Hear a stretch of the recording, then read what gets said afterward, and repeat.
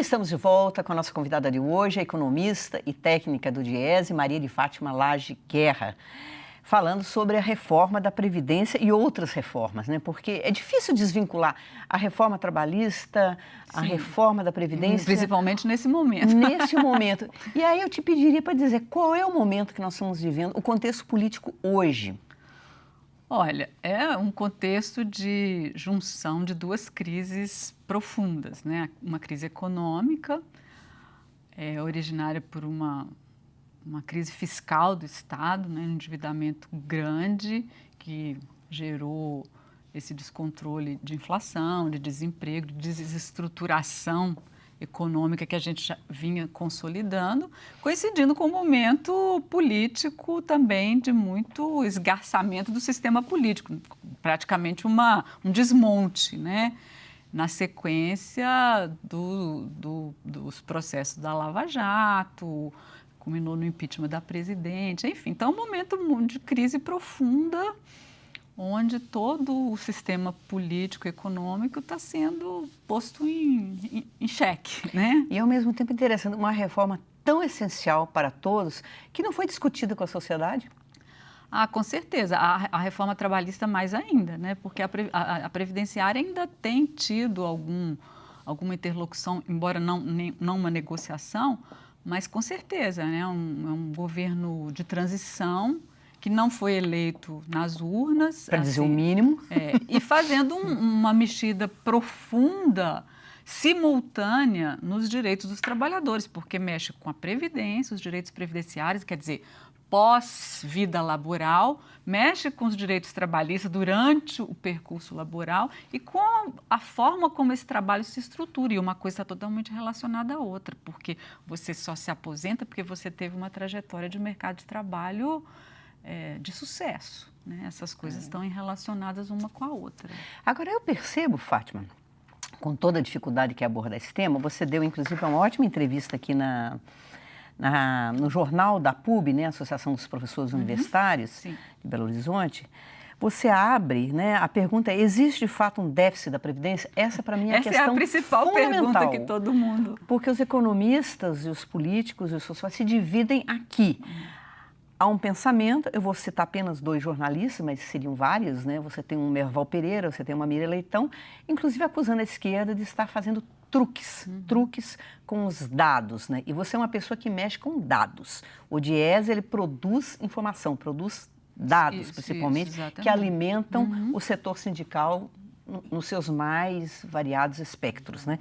E você diz que o sistema previdenciário não é deficitário, como outras entidades, como, por exemplo, os auditores fiscais, defendem a mesma coisa. Aliás, nós temos vários trabalhos conjuntos junto com o pessoal da Anfip. Olha, você perguntou sobre o histórico da Constituição e nós estamos falando de Constituição.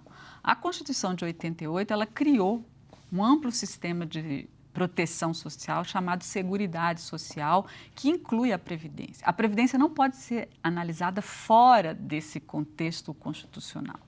Porque ao criar esse sistema universal, que é concebido de forma tripartite, porque ele tem que ser financiado pelo Estado, pelos trabalhadores e pelos empregados, os constituintes, os legisladores da época, criaram uma ampla base de financiamento.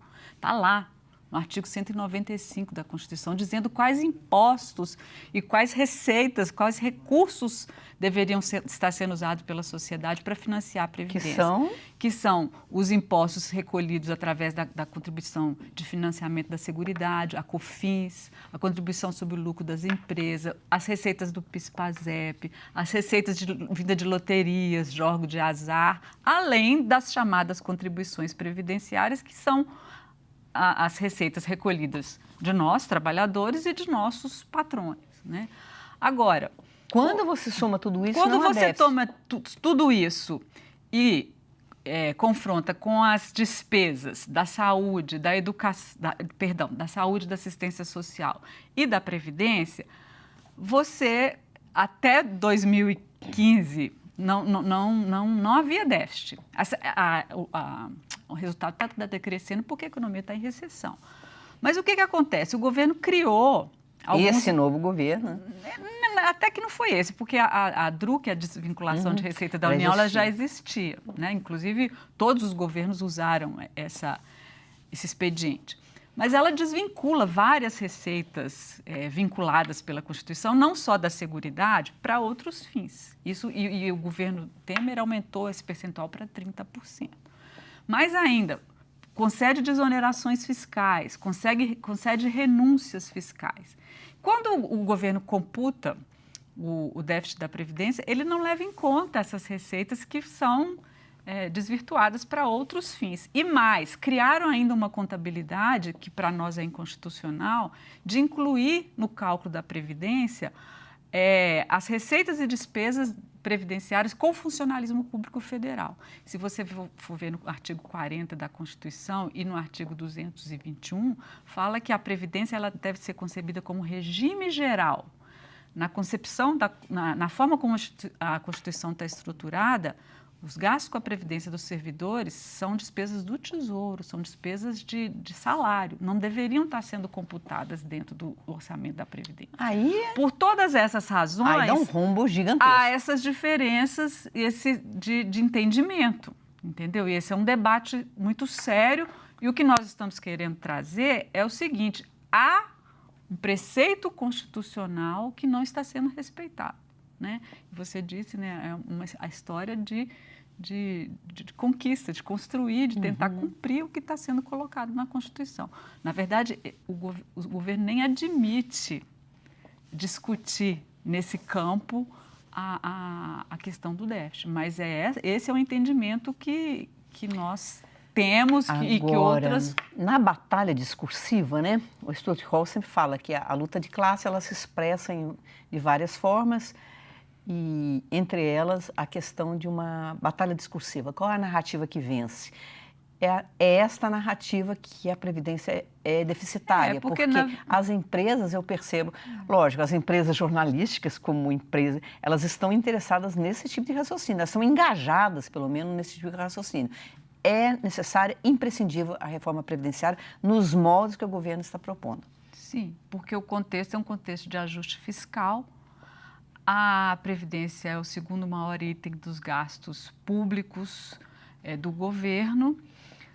O governo é endividado com o mercado financeiro, né? E o mercado financeiro teme que, por dizer, usando uma palavra da moda, teme que a médio prazo o governo não tenha como honrar seus compromissos financeiros com o mercado. Ou seja, a reforma da Previdência é um aceno para o mercado. Um aceno para o mercado no sentido de sanear as contas públicas. E é uma concepção de reforma equivocada por isso, porque uma reforma deveria ser uma política mais concebendo as mudanças de longo prazo, que tem a ver com a mudança da estrutura da população, enfim.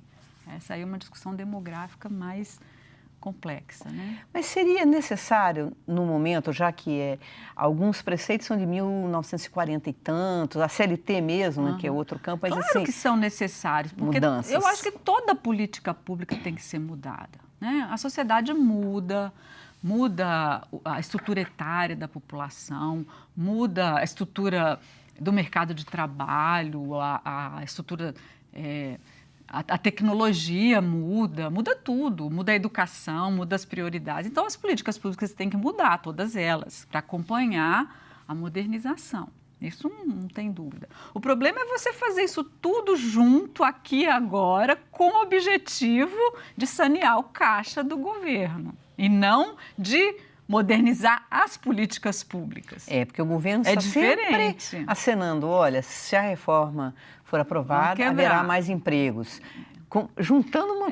por exemplo, é uma correlação equivocada, porque a gente não tem nenhuma pesquisa que mostre que na Espanha, que na Inglaterra isso aconteceu. Muito antes, pelo contrário. O que a gente vê foi que desestruturou um estado de bem-estar dos mais...